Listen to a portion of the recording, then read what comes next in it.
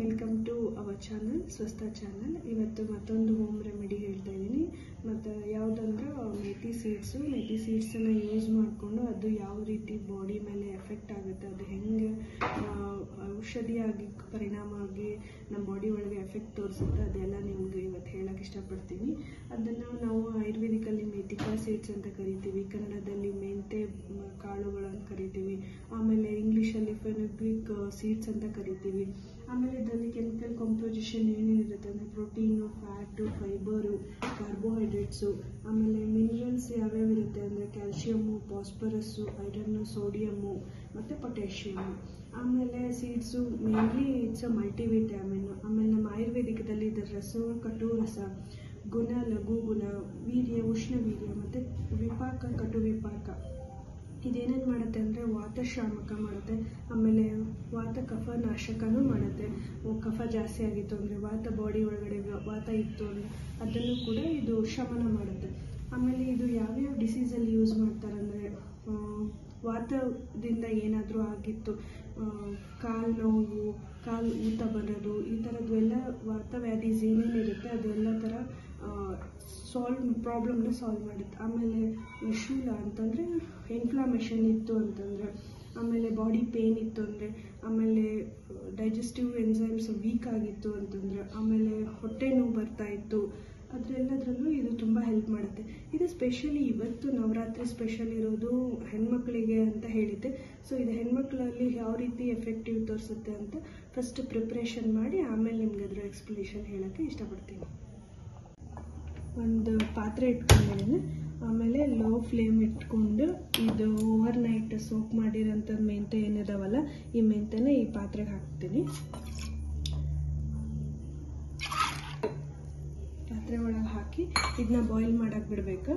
ಇದು ಬಾಯ್ಲ್ ಆಗ್ತಾ ಇರಬೇಕಾದ್ರೆ ಅದನ್ನ ಸ್ವಲ್ಪ ರೆಡ್ಯೂಸ್ ಆಗಬೇಕು. ಈಗ ಎಷ್ಟು ವಾಟರ್ ಅದಲ್ಲ ಅದು ಸ್ವಲ್ಪ ರೆಡ್ಯೂಸ್ ಆಗಿ ಅದಕ್ಕೆ ಒಂದು ಸ್ವಲ್ಪ ಹಾಲು ಮಿಕ್ಸ್ ಮಾಡಿಕೊಂಡು, ತುಪ್ಪ ಮಿಕ್ಸ್ ಮಾಡಿಕೊಂಡು ಕುಡಿಯೋದ್ರಿಂದ ಎಫೆಕ್ಟಿವ್ ಜಾಸ್ತಿ ಇರುತ್ತೆ. ಆಮೇಲೆ ಇದನ್ನ ಯಾವ ಟೈಮಲ್ಲಿ ಕುಡಿಬೇಕಂತಂದ್ರೆ ಮಾರ್ನಿಂಗು ಎಂಟಿ ಸ್ಟಮಕಲ್ಲಿ ಕುಡಿದ್ರೆ ತುಂಬ ಹೆಲ್ಪ್ ಆಗುತ್ತೆ.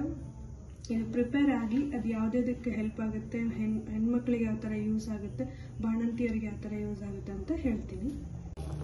ಇದು ಇವಾಗ ಆಗಿದೆ, ಇದನ್ನ ಸೋಸ್ಕೊಂಡು ಸೈಡಿಗೆ ಬಿಟ್ಟು ಇದಕ್ಕೆ ಹಾಲು ಮತ್ತು ತುಪ್ಪ ಹಾಕ್ಕೊಂಡು ಕುಡಿಬೇಕು.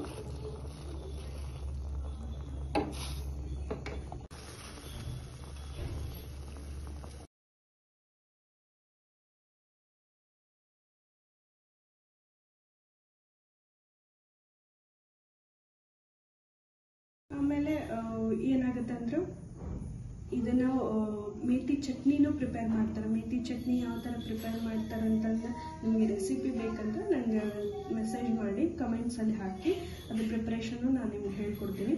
ಆಮೇಲೆ ಇದು ಯಾಕೆ ಮೇಥಿ ಚಟ್ನಿ ಯೂಸ್ ಆಗುತ್ತೆ ಅಂತಂದರೆ ಬಾಣಂತಿ ಇರೋರಿಗೆ ಬಿಸಿ ತುಪ್ಪ ಮತ್ತು ರೈಸು ಈ ಮೇಥಿ ಚಟ್ನಿ ಹಾಕ್ಕೊಂಡು ಊಟ ಮಾಡೋದ್ರಿಂದ ಅವ್ರದ್ದು ಡೈಜೆಷನ್ ಚೆನ್ನಾಗಾಗುತ್ತೆ, ಲ್ಯಾಕ್ಟೋಜನ್ ಪ್ರೊಡಕ್ಷನು ಚೆನ್ನಾಗಾಗುತ್ತೆ. ಸ್ಪೆಷಲಿ ಲ್ಯಾಕ್ಟೋಜನಲ್ಲಿ ತುಂಬ ಹೆಲ್ಪ್ ಆಗುತ್ತೆ. ನೀವು ಟ್ರೈ ಮಾಡಿ ನೋಡಿ ನನಗೆ ಒಂದು ಕಮೆಂಟ್ ಹಾಕಬೇಕು. ಆಮೇಲೆ ಇದು ಮೇಥಿ ಸೀಡ್ಸನ್ನು ಯೂಸ್ ಮಾಡಿ ಇನ್ನೂ ಒಂದು ಹೆಲ್ಪ್ ಆಗೋದು ಹೆಣ್ಮಕ್ಳಿಗೆ ಏನಂದ್ರೆ ಡ್ಯಾಂಡ್ರಫ್ ಪ್ರಾಬ್ಲಮ್ಮು, ಆಮೇಲೆ ಆಫೀಸಿಗೆ ಹೋಗ್ಬೇಕಾದ್ರೆ ಆಯಿಲ್ ಅಪ್ಲಿಕೇಶನ್ ಮಾಡೋಕ್ಕೂ ಆಗಲ್ಲ.